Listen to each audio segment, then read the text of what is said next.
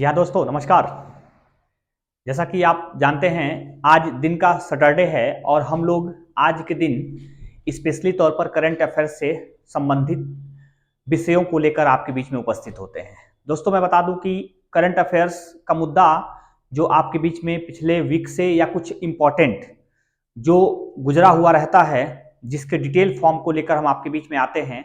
हम ऐसा कोशिश करते हैं कि पूरा करंट से आप जुड़े रहें। हमारे वीडियो को आप लगातार देखेंगे तो आपके उस विषय से लेकर हम आगे बढ़ रहे हैं जो आपके लिए महत्वपूर्ण है, और दुनिया भर में घटनाएं जो घटती है वो घटनाएं कैसे आपके लिए ज़्यादा इंपॉर्टेंट है, उन्हीं बिंदुओं को चुनकर आपके बीच में करंट अफेयर्स के रूप में लेकर आते हैं। दोस्तों, हमारा वीडियो ये करंट का उन महत्वपूर्ण विषयों से है, आज भी उन महत्वपूर्ण विषयों से है जो आपके लिए बेहद इंपॉर्टेंट है, जो सिर्फ और सिर्फ आपकी परीक्षाओं के लिए इंपॉर्टेंट है। इसलिए इस वीडियो को आप पूरी तरह से देखें ताकि समझ में आए कि आज इस हफ्ते का या पिछले हफ्ते का जो करंट है ये किन मुद्दों पर आधारित था, कितना इंपॉर्टेंट था। दोस्तों, हमारा जैसा कि हमारा प्रोफार्मा आपके सामने एक रहता है, विषय, क्षेत्र, राज्य, देश से, व्यक्ति संबंध से, उद्देश्य और विशेषता से, सिर्फ और सिर्फ इन्हीं 4 संबंधों से जोड़कर आपको हम पूरी करंट की शब्दावली बताने का प्रयास करते हैं। दोस्तों, हमारा जो पहला विषय है वो है क्यूएस एशिया यूनिवर्सिटी रैंकिंग 2022। दोस्तों, मैं बता दूं, क्यूएस एशिया यूनिवर्सिटी रैंकिंग 2022 यह एशिया से संबंधित विश्वविद्यालयों की रैंकिंग जारी करने वाली एक संस्था है, जो एक एशियाई संस्था है। इसलिए मैंने यहां केवल एशियाई देशों के लिए यह संस्था जारी करती है।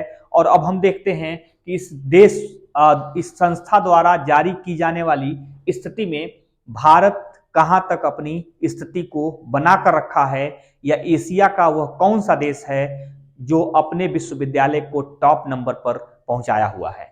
तो दोस्तों, हम टॉप 100 में देखें तो यहां देख पा रहे हैं कि भारत के सिर्फ 7 विश्वविद्यालय शामिल हैं। अर्थात एशिया के 100 विश्वविद्यालयों में से भारत के सिर्फ और सिर्फ 7 ही विश्वविद्यालय शामिल हैं। दोस्तों, अब हम टॉप 200 में देखते हैं तो इंडिया के 19 विश्वविद्यालय ही शामिल हैं। अर्थात 200 में सिर्फ 19 विश्वविद्यालय ही भारत के वो विश्वविद्यालय हैं जो क्यूएस एशियाई विश्वविद्यालय रैंकिंग में अपना स्थान बनाने में सफल हुए हैं। दोस्तों, मैं इधर अगर बात करूं तो इधर क्या इंपॉर्टेंट लिखा हुआ है, क्यूएस रैंकिंग में पहले स्थान पर पेकिंग विश्वविद्यालय है, जो चीन का विश्वविद्यालय है। यहां आप देख पा रहे हैं, पेकिंग विश्वविद्यालय चीन का विश्वविद्यालय है। और सबसे बड़ी बात है ये कि इस विश्वविद्यालय में जो इस बार की जो पहली रैंकिंग देख रहा है, उस रैंकिंग के आधार पर जो पिछला यह क्यूएस रिपोर्ट आई थी उसमें यह पेकिंग जो विश्वविद्यालय है वो दूसरे नंबर पे थी। और इस बार जो दूसरे नंबर पे आप देख रहे हैं, नेशनल यूनिवर्सिटी सिंगापुर, यह इस बार दूसरे नंबर पे और पिछले बार यह पहले नंबर पे थी। अर्थात इन दोनों की रैंकिंग थोड़ी सी आगे पीछे हुई है, लेकिन आपको याद रखना होगा इस बार जो रैंकिंग है वो पेकिंग यूनिवर्सिटी की है, चीन की यूनिवर्सिटी की है, जो क्यूएस एशियाई रैंकिंग में इस बार पहला स्थान प्राप्त करने में सफल हुई है। अगर हम बात करते हैं भारत के संबंध में कि भारत की कौन सी यूनिवर्सिटी है जो टॉप पे है, खासकर भारत के तरफ से टॉप पे है, अगर या फिर एशियाई लेवल पर इसकी क्या पोजीशन है, तो मैं बता रहा हूं कि भारत में जो पहला स्थान मिला है वह आईआईटी मुंबई को मिला है। लेकिन एशियाई देशों के कुल क्यूएस यूनिवर्सिटियों में इसका स्थान 40वां है।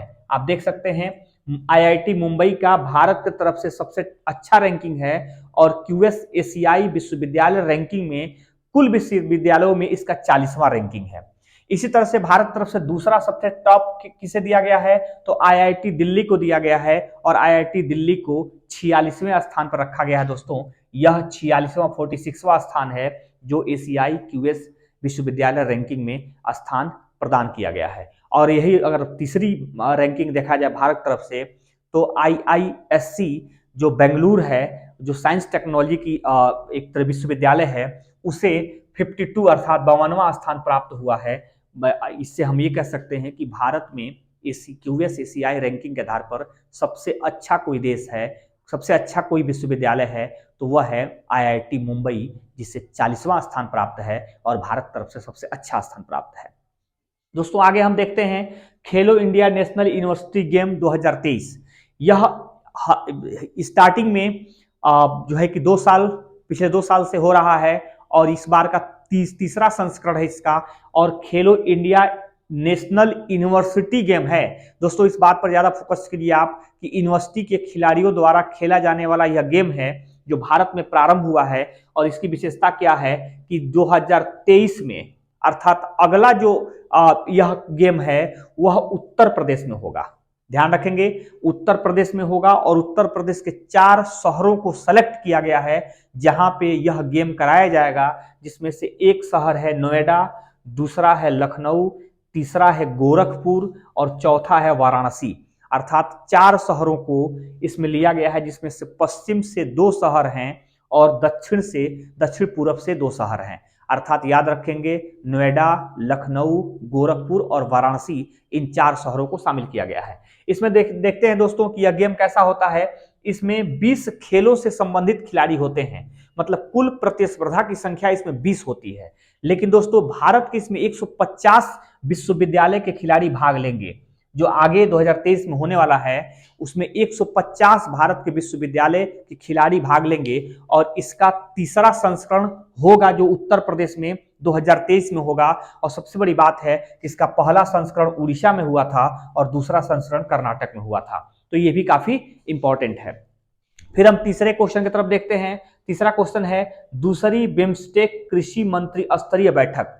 दोस्तों बिम्स्टेक नामक एक संस्था है, इसका गठन 1997 में किया गया था और बिम्स्टेक जो है कि क्षेत्रीय तौर पे वे ऑफ बंगाल से रिलेटेड देशों का एक समूह बनाने का प्रयास किया गया था। इस बिम्स्टेक समूह में इस समय 7 देश हैं और बिम्स्टेक के 7 देशों को मैं काउंट करा दूं तो नेपाल, भूटान, भारत, बांग्लादेश, म्यांमार, थाईलैंड और श्रीलंका, ये 7 देश ऐसे हैं जो बिम्स्टेक के सदस्य हैं। 1997 से मिलकर एक साथ आगे बढ़ने का काम कर रहे हैं, कृषि टेक्नोलॉजी इत्यादि पर आगे बढ़ने का एक साथ प्रयास कर रहे हैं। तो दोस्तों मैं बता दूं कि बिम्स्टेक का जो सम्मेलन हुआ है वह कृषि से रिलेटेड सम्मेलन था और यह भारत में हुआ है, भारत के नई दिल्ली में हुआ है। ये बात इंपॉर्टेंट है, बिम्स्टेक कृषि सम्मेलन कहाँ हुआ है तो भारत में हुआ है और नई दिल्ली में हुआ है। नेक्स्ट अगर बात करें कि इसके अध्यक्ष कौन रहे हैं तो अध्यक्ष नरेंद्र सिंह तोमर रहे हैं, क्योंकि आप सबको पता है नरेंद्र सिंह तोमर कृषि के कैबिनेट मंत्री हैं, भारत के कृषि मंत्री हैं। वही इस बार बिम्स्टेक कृषि जो है कि मंत्री स्तरीय बैठक की अध्यक्षता की है, नई दिल्ली में इसका सम्मेलन हुआ है। दोस्तों इसमें देख सकते हैं कृषि के क्षेत्र में बहुक्षेत्रीय तकनीकी और आर्थिक सहयोग, बिम्स्टेक की आर्थिक सहयोग करने के लिए यह बैठक बुलाई गई है। दोस्तों मैं बता दूं कि कृषि के क्षेत्र में बहुक्षेत्रीय तकनीक एवं आर्थिक सहयोग करने के लिए यह बैठक बुलाई गई है। और मैं नीचे लिखा हूं कृषि बिम्स्टेक की स्थापना 1997 में हुआ था। तो यह भी मैं आपको बताते चलूं कि भारत के प्रयासों से जो इस बार अंतर्राष्ट्रीय बाजरा दिवस के रूप में मनाया जाएगा, बिम्स्टेक उसका सेलिब्रेशन करेगा। इस बार बिम्स्टेक भी अंतर्राष्ट्रीय बाजार के रूप में इस बार मनाएगा और बिम्स्टेक द्वारा इस बार अच्छे स्वास्थ्य के उपयोग, अच्छे भोजन के उपयोग के लिए एक मुहिम चलाया जा रहा है। वह मुहिम एशियाई खासकर बिम्स्टेक देशों से जोड़कर चलाया जा रहा है। वह भी इस बार के बिम्स्टेक संस्था के द्वारा किया जा रहा महत्वपूर्ण कार्य है। जी हाँ दोस्तों, तो हम देखते हैं अगला है वो कह रहा है दक्षिण भारत की पहली वंदे भारत ट्रेन। दोस्तों मैं बता दूं कि दक्षिण भारत की पहली ये ट्रेन है जो हाई स्पीड सेमीकंडक्टर पर बनी हुई है और इसे दक्षिण भारत में पहली बार चलाया गया है। वंदे भारत नाम की ट्रेन भारत की इस समय सबसे हाई स्पीड ट्रेन है, जिसकी गति 160 किलोमीटर से लेकर 180 किलोमीटर प्रति घंटा से भी ऊपर है। और मैं बता दूं कि इस ट्रेन की शुरुआत सबसे पहले 2018 में की गई थी और इस ट्रेन की पहली जो नाम थी वो ट्रेन 18 के नाम से जानी जाती थी, जबकि बाद में इस ट्रेन को इसके नाम को बदलकर वंदे भारत नाम किया गया है। और यह भारत की पहली ऐसी ट्रेन थी जो हाई स्पीड थी और इसकी पहली संचालन वाराणसी से दिल्ली के लिए की गई थी। हालांकि अब भारत के कई शहरों को जोड़ने के लिए यह तैयार है, ट्रेन लगातार संचालित हो रही है। लेकिन इस बार के करंट अफेयर्स में इसलिए ज़्यादा इंपॉर्टेंट है क्योंकि मैं बता दूं, ये भारत की पहली ट्रेन है जो दक्षिण भारत में चलाई जा रही है और वंदे भारत के नाम से जानी जाती है। ये ट्रेन कहां से कहां गई है दक्षिण भारत में? चेन्नई से मैसूर के बीच में चलाई जा रही है। दोस्तों, दोनों दक्षिण भारत के राज्य हैं। चेन्नई तमिलनाडु का राज्य है और मैसूर कर्नाटक का राज्य है। दोनों के बीच में चलाया जा रहा है यह ट्रेन और पीएम मोदी द्वारा हरी झंडी दिखाकर इसकी शुरुआत की गई है। और इसकी बड़ी विशेषता क्या है? स्वदेशी तकनीक से बना भारत की पहली सेमी हाई स्पीड ट्रेन होगी दोस्तों। और इसका निर्माण, सबसे बड़ी बात यह है कि इसका निर्माण 100% स्वदेशी है। आत्मनिर्भर भारत तरफ एक मजबूत कदम है कि हम ऐसी हाई स्पीड ट्रेन को बना रहे हैं जो लगभग विकसित देशों में संचालित होते थे। आज वह ट्रेन हमारे देश में संचालित हो रही है और इसका निर्माण जो है दोस्तों, ICF चेन्नई में किया जाता है। चेन्नई में निर्माण के लिए इसका मैन्युफैक्चरिंग हब है और वहीं इस ट्रेन का निर्माण किया जाता है। नेक्स्ट क्वेश्चन देखते हैं, पांचवा। स्टैचू ऑफ प्रॉस्पेरिटी और स्टैचू ऑफ प्रॉस्पेरिटी का उद्घाटन जो किया गया है, पहले वो देख लेते हैं। बेंगलोर के अंतर्राष्ट्रीय हवाई अड्डे के गेट पर किया गया है। दोस्तों, बेंगलोर, जैसा कि आप सबको मालूम है कि बेंगलुरु भारत की इलेक्ट्रॉनिक सिटी है। भारत की एक एक्ट्रेस कह सकते हैं कि ऐसा शहर है जिसे हम जो है कि कह सकते हैं कि इलेक्ट्रॉनिक शहर के साथ भारत के बहुत हाईटेक शहरों में शामिल किया जाता है। भारत के लिए वह सिलिकॉन वैली के नाम से जाना जाता है। उस शहर के अंतर्राष्ट्रीय हवाई अड्डे के गेट पर इस मूर्ति को लगाया गया है और इसके बारे में जानते हैं कि इस मूर्ति का अनावरण जो है नरेंद्र मोदी जी द्वारा किया गया है, प्रधानमंत्री जी द्वारा किया गया है और इसकी लंबाई 108 फीट है और यह कांस्य की मूर्ति होगी। दोस्तों, मैं बता दूं कि बेंगलोर के संस्थापक नाद प्रभु केम्पेगौड़ा की याद में किया गया है। यह बेंगलुरु शहर के संस्थापक माने जाते हैं, नाथ प्रभु केम्पेगौड़ा। उन्हीं की यह कांस्य की मूर्ति है, 108 फीट ऊंची है और यह बेंगलुरु के अंतर्राष्ट्रीय हवाई अड्डे के गेट पर लगाई गई है। ज्यादा इंपॉर्टेंट इस बात को लेकर है इसका नाम क्या दिया गया है और यह कहां पे लगाई गई है। जी हाँ दोस्तों, तो अब पांचवा के बाद छठवां देखेंगे और छठवां कह रहा है राष्ट्रीय विधिक सेवा दिवस। विधिक सेवा दिवस है, लॉ सर्विस के रूप में बात कर रहा है और यह दिवस मनाया जाता है प्रत्येक वर्ष 9 नवंबर को मनाया जाता है और इसकी शुरुआत की गई थी 1995 से। दोस्तों, 1995 से यह प्रारंभ हुआ है और यह किस बात को लेकर है? तो अनुच्छेद 39A के तहत सभी के लिए न्याय सुनिश्चित करने की बात करता है। इसी के लिए प्रत्येक वर्ष न्याय सेवा दिवस के रूप में मनाया जाता है। जैसा कि आप सबको मालूम होगा कि नीति निर्देशक तत्वों के अंतर्गत 39A एक ऐसा अनुच्छेद है जो सबके लिए न्याय देने की बात करता है, सबको न्याय के क्षेत्र में बराबर रखने की बात करता है और न्याय की स्थापना के लिए लगातार भारत में भी प्रयास चलते हैं। और न्याय एक ऐसा व्यवस्था है जिसको लागू करने की जिम्मेदारी जो है वो राज्य सरकारों को दी गई है, इसीलिए इसे नीति निर्देशक तत्वों के अंतर्गत रखा गया है। तो याद रखेंगे दोस्तों, 39A के अंतर्गत न्याय, सबके लिए बराबर न्याय और निश्चित न्याय की बात की गई है जो नीति निर्देशक तत्वों के अंतर्गत मानी जाती है। दोस्तों, मैं बात कर दूं आपको कि भारतीय विधिक सेवा प्राधिकरण अधिनियम 1987 के द्वारा इसे लाया गया था। आप सबको मालूम है कि भले ही भारतीय न्याय प्राधिकरण जो सेवा प्राधिकरण 1987 में लागू हुआ था, यह अधिनियम 1987 में लागू हुआ था, लेकिन इसे लागू करने का भारत में काम किया गया वह 1995 में किया गया और इसकी शुरुआत, यह दिवस जो राष्ट्रीय विधिक सेवा दिवस है, उसकी शुरुआत 1995 में की गई है।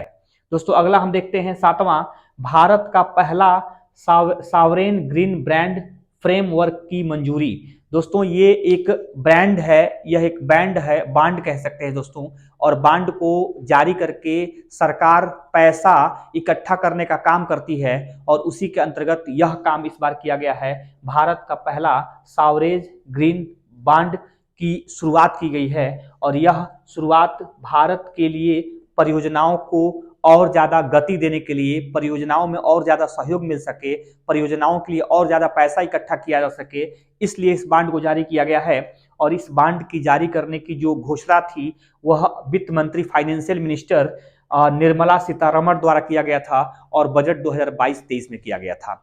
इसी वर्ष के बजट में इसकी घोषणा की गई थी और इसका इस हरित परियोजनाओं के लिए संसाधन जुटाना है। भारत में हरित परियोजनाओं के लिए, खासकर ग्रीन जो प्लानिंग होती है उसके लिए धन जुटाने की बात हो रही है, उसके लिए संसाधन जुटाने की बात हो रही है। और जैसा कि आप सबको मालूम होगा कि कोप 26 का सम्मेलन जो ब्रिटेन में हुआ था, उसी में प्रधानमंत्री, हमारे देश के प्रधानमंत्री श्री नरेंद्र मोदी जी द्वारा इस हरित परियोजनाओं के लिए बॉन्ड जारी करने की बात कही गई थी और उसी को 2022 में इंप्लीमेंट किया गया है। तो ये भी आपके लिए ज़्यादा इंपॉर्टेंट होगा कि जो भारत में सेवरेन ग्रीन बॉन्ड जारी किया गया है वो किस क्षेत्र के लिए किया गया है, किस बजट में प्रारंभ किया गया था, इसकी शुरुआत कब की गई थी और इसकी पहली जो है कि इस बात की पहली उल्लेख किसके द्वारा और किस सम्मेलन में किया गया था, इसलिए भी यह ज्यादा इंपॉर्टेंट है।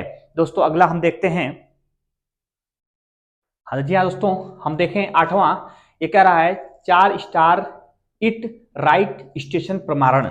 मतलब 4 स्टार प्राप्त करने वाला कौन सा ऐसा रेलवे स्टेशन है जो इट राइट्स के अर्थात खाने के अधिकारों के संबंध में उसे 4 प्रमाणन दी गई है, तो वह रेलवे स्टेशन है Bhopal railway station. Bhopal railway station, जैसा कि आपको पता होगा, भोपाल मध्य प्रदेश की राजधानी है और भोपाल, इस बार भोपाल रेलवे स्टेशन को ही यह अधिकार प्रदान किया गया है। दोस्तों मैं दिखाऊं कि यह फसाई द्वारा प्रमाण दिया जाता है। आपको पता होगा कि फसाई हर एक प्रकार के खाद्य पदार्थों पर एक स्टैंडर्ड देता है और वह स्टैंडर्ड अंतर्राष्ट्रीय स्तर के मानक को स्टैंडर्ड करता है। आप देखे भी होंगे ग्रीन कलर की एक गोल सी जो है ट्रिप बनाई रहती है, उसी पर लिखा रहता है फसाई।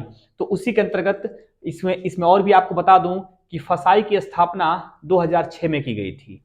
स्वास्थ्य एवं परिवार कल्याण मंत्रालय द्वारा इस फसाई की शुरुआत की गई थी और इस फसाई का फुल फॉर्म होता है food safety and standard authority of India. तो यह फसाई भारत की खाद्य पदार्थों पर दी जाने वाली एक स्टैंडर्ड है और उसी के द्वारा इस बार भोपाल रेलवे स्टेशन को इट राइट्स स्टेशन की दर्जा प्रदान किया गया है। 9वां हम देखते हैं दोस्तों, 18वां अंतर्राष्ट्रीय टेलीमेडिसिन सम्मेलन कहां पे हुआ है? तो यह सम्मेलन हुआ है 10 से 12 नवंबर के बीच में कोच्चि में। आप सबको मालूम होगा कोच्चि केरल का एक शहर है, उसी में टेलीमेडिसिन सम्मेलन का आयोजन किया गया है। इसके मुख्य अतिथि रहे हैं एस सोमनाथ। एस सोमनाथ के बारे में आप लोग जानते ही हैं कि एस सोमनाथ वर्तमान में इसरो के प्रमुख हैं और उन्हीं के द्वारा इसरो का संचालन किया जा रहा है। तो इस टेलीमेडिसिन जो सम्मेलन कोच्चि में हुआ है उसमें इस बार मुख्य अतिथि के रूप में एस सोमनाथ को बुलाया गया था। इसका मुख्य कार्य क्या है? डिजिटल माध्यम से स्वास्थ्य प्रणाली को मजबूत करना। मतलब आप समझ सकते हैं कि देश में जिस तरह से डिजिटली व्यवस्था विकसित हुई है, इस तरह से हर जगह डिजिटल प्लेटफॉर्म का उपयोग किया जा रहा है, तो टेलीमेडिसिन में भी अर्थात दवाइयों के क्षेत्र में, स्वास्थ्य के क्षेत्र में भी डिजिटल प्लेटफॉर्म कैसे उपयोगी हो सके, इसी को लेकर हर साल सम्मेलन कराया जा रहा है, जो इस बार का सम्मेलन केरल के कोच्चि में आयोजित हुआ है। नेक्स्ट हम देखते हैं 10वां कहता है 41वां अंतर्राष्ट्रीय व्यापार मेला। आप सबको मालूम है कि हर साल भारत में जो अंतर्राष्ट्रीय मेला का आयोजन होता है वह आयोजन भी नई दिल्ली के प्रगति मैदान में होता है। यह भी अपने आप में फिक्स्ड है कि नई दिल्ली के प्रगति मैदान में लगातार इस मेला का आयोजन किया जाता है। तो इस स्थान को लेकर तो आप निश्चित तौर पर जान चुके होंगे। इसके उद्घाटन करता है पीयूष गोयल जी। उद्घाटन करता है पीयूष गोयल, एक वरिष्ठ कैबिनेट मंत्री हैं और उनके सामने वाणिज्य एवं उद्योग विभाग है। हालांकि पीयूष गोयल साहब कई विभागों की जिम्मेदारी निभा चुके हैं और पीयूष गोयल ही इस बार के उद्घाटन करता रहे हैं। अगर विषय के रूप में देखा जाए तो विषय क्या है? Vocal for local, local to global. मतलब वोकल फॉर लोकल और लोकल टू ग्लोबल, इस बार का विषय रखा गया है। और इस अंतर्राष्ट्रीय पुस्तक मेला में इस बार की व्यापकता काफी ज्यादा देखी गई थी। इसमें सहयोगी राज्य के रूप में बिहार, झारखंड और महाराष्ट्र अर्थात BJM नाम के 3 राज्यों को सहयोगी राज्य का दर्जा दिया गया है। और आप सबको मालूम होगा कि इस बार उत्तर प्रदेश और केरल पर विशेष फोकस की जा रही है। इस मेला के आयोजन के अंतर्गत उत्तर प्रदेश और केरल राज्य को विशेष फोकस्ड दर्जा दिया गया है, जबकि दुनिया के कई देश भी इसमें विशेष फोकस्ड दर्जा प्राप्त किए हैं। नेक्स्ट और हमारा अंतिम क्वेश्चन आज है 11वां क्वेश्चन, राष्ट्रीय पक्षी दिवस। आप सबको मालूम है कि राष्ट्रीय पक्षी दिवस हर साल 12 नवंबर को मनाया जाता है। यह दिन याद रखना होगा, राष्ट्रीय पक्षी दिवस। और यह क्यों मनाया जाता है मैं आगे बता रहा हूं, लेकिन यहां देख लें कि डॉक्टर सलीम अली के जन्म दिवस के अवसर पर मनाया जाता है। मैं बता दूं कि डॉक्टर सलीम अली जी एक भारत के पक्षी प्रेमी रहे हैं। भारत के इन्हें वर्ड्समैन के नाम से जाना जाता है। भारत में पक्षियों के रिसर्च पर पहली पुस्तक इन्होंने लिखने का काम किया था। इनका राज्य महाराष्ट्र से जुड़ा हुआ व्यक्ति माने जाते हैं। हालांकि इनकी अब हमारे यहाँ इनकी डेथ 1986 के इर्द गिर्द हो गई थी, लेकिन यह एक ऐसे व्यक्ति रहे हैं जो भारत में यह बताने में सफल रहे थे कि पक्षी के बिना इंसान नहीं रह सकता है, इंसान के बिना पक्षी रह सकती हैं। यह इनकी मोटो लाइन में सबसे बड़ी इंपॉर्टेंट बात होती थी। और तमाम तरह के सैकड़ों पक्षियों के बारे में इन्होंने रिसर्च किया था और रिसर्च के बाद इन्होंने बताया था कि पक्षियां इंसान के बिना रह सकती हैं, लेकिन इंसान पक्षियों के बिना नहीं रह सकता है। दोस्तों मैं बता दूं कि इनकी जो पुस्तक है, इनकी जो बुक है, उसका नाम है वर्ड्स ऑफ इंडिया। यह काफी चर्चित बुक है, काफी चर्चित पुस्तक है। और इन्हें जो पुरस्कार प्रदान किया गया भारत सरकार की तरफ से, पद्म भूषण 1958 में प्रदान किया गया था। आप इसकी व्याख्या समझ सकते हैं। यह गणतंत्र दिवस के 8वें वर्ष इन्हें पद्म भूषण दिया गया था। और पद्म विभूषण जैसे प्रतिष्ठित नागरिक सम्मान भी इन्हें 1976 में प्रदान किया गया है। दोस्तों आप समझ सकते हैं इनके नाम पर भारत में कई ऐसे पक्षी अभयारण्य है, भारत में कई ऐसे पक्षियों के संदर्भ में रिसर्च सेंटर हैं। और यह एक अपने आप में प्रसिद्ध व्यक्ति माने जाते हैं। इनका नाम सलीम अली जो है कि है। और इनके नाम पर ही लद्दाख, जम्मू कश्मीर में भारत का एक व्यापक तौर पर अभयारण्य का भी निर्माण किया गया है। दोस्तों मैं बता दूं कि यह जो पिछले हफ्ते का जो करंट अफेयर्स था वो बेहद महत्वपूर्ण था। उन महत्वपूर्ण करंट अफेयर्स को हम आपके बीच में रख पाए हैं। नजदीकी परीक्षाओं में जो भी खासकर आरओ और पीसीएस की जो परीक्षाएं हमारे बीच में आने वाली हैं, बीपीएससी की परीक्षाएं आने वाली हैं, उनको फोकस्ड करके आपको पढ़ाया जा रहा है। आप इस वीडियो को देखकर अगर आप हमारे नए व्यूवर्स हैं तो आप सब्सक्राइब करें और दोस्तों अपने मित्रों को भी इस वीडियो को शेयर करें। आपको पूरा वीडियो देखने के लिए बहुत बहुत धन्यवाद। Thank you.